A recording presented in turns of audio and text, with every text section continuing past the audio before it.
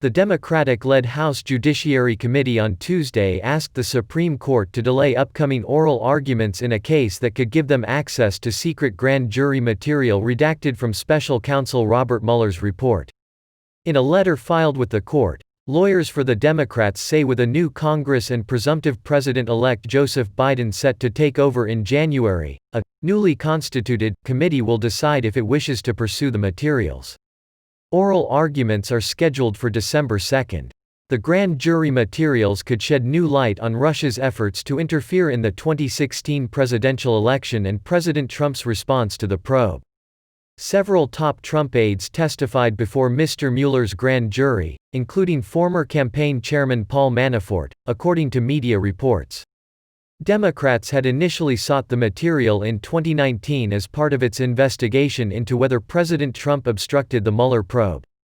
A 448-page report issued by Mueller did not reach a conclusion on whether the president's efforts to fire him amounted to obstruction.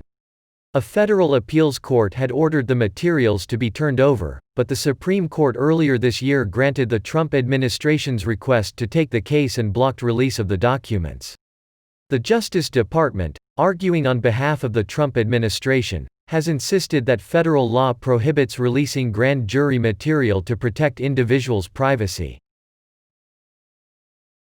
The announcement that presumptive President-elect Joseph Biden would hit the hustings in Georgia was greeted with less than fanfare from candidates in the runoff election for United States Senate. It sounded more like crickets. Neither the campaigns nor the respective state party offices offered comment after the announcement this week from Ron Klain, who Mr. Biden tapped for the White House Chief of Staff job, that the big guy planned to stump for Democratic candidates Jon Ossoff and Raphael Warnock. Mr. Klain said, "We're going to work hard to help win those Senate seats. I think you'll see the president-elect campaign down there as we're getting closer to Election Day. We're going to put people, money, resources down there to help our two good candidates win."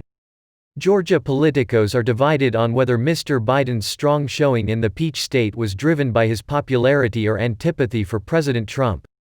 The too-close-to-call race in Georgia is currently undergoing a hand recount with results expected Friday.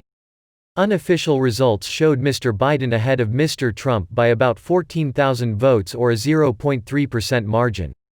If Mr. Biden's edge holds, he would become the first Democrat to win Georgia since 1992. In the runoffs, Mr. Ossoff will square off against Republican Senator David Perdue and Mr. Warnock takes on Republican Senator Kelly Loeffler. If the Democrats win both races, they would clinch a 50-50 split in the Senate and control the chamber with presumptive Vice President-elect Kamala Harris as the tie-breaking vote. Republican messaging in the runoff stressed that GOP victories would provide an essential check on what they depict as a radical left-wing agenda for a Biden administration and Democratic-run House. They claim Mr. Ossoff and Mr. Warnock would be pawns of a majority led by Senator Charles Schumer, New York Democrat, and would provide the votes needed to pass tax hikes and sweeping climate change laws. Democrats insist Mr. Schumer is not on the ballot. The two Democrats contend that they are offering moderate agendas. They are running on their support of Obamacare and opposition to what they characterize as Republican attempts to strip health care insurance from people with pre-existing conditions.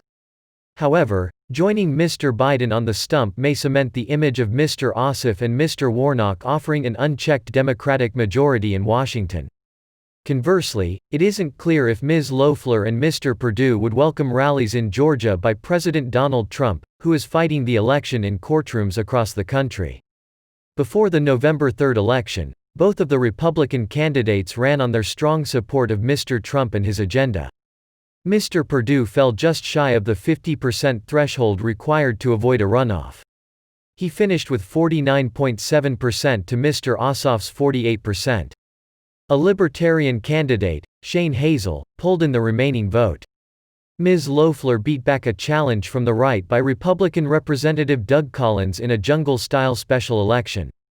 Now she's in a one-on-one showdown with Mr. Warnock and she appears to hold a slight edge in the polls.